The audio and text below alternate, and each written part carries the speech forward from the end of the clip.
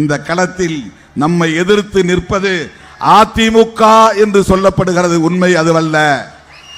அதிமுகவை முன்னாலே நிறுத்தி பின்னாலே நம்மோடு மோதுகிற சக்திகள் சங்பரிவார் சக்திகள், மதவெறி சக்திகள், வெறுப்பு அரசியலை பரப்புகிற சக்திகள், சமூக நீதிக்கு எதிரான சக்திகள்,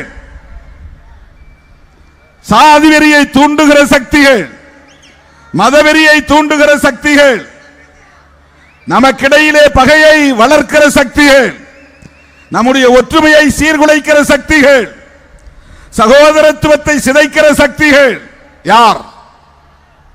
பாஜக தலைமையிலான சங்பரிவார் சக்திகள். இவர்கள் நேருக்கு நேராக நம்மோடு மோத முடியவில்லை. அவர்களுக்கு இங்கே சக்தி இல்லை. அவர்களை தோளிலே தூக்கி கொண்டு முன்னாலே வருவது அதிமுக என்கிற பேனர்.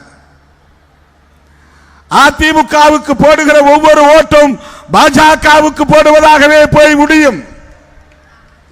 அதிமுகவுக்கு போடுகிற ஒவ்வொரு ஓட்டும் மதவெறி சக்திகளுக்கு போடுவதாகவே போய் முடியும்.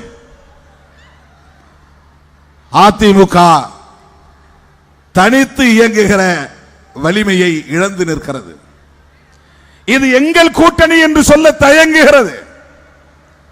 நாங்கள் சொல்லுகிறோம் இது திமுக கூட்டணி என்று சொல்லுகிறோம். மதசார்பற்ற முற்போக்கு கூட்டணி என்று பெயர் வைத்திருந்தாலும் இது திமுக கூட்டணி என்று சொல்லுகிறோம். அந்த கட்சியில் அந்த கூட்டணியில் இருப்பவர்கள் என்டிஏ கூட்டணி என்கிறார்கள்.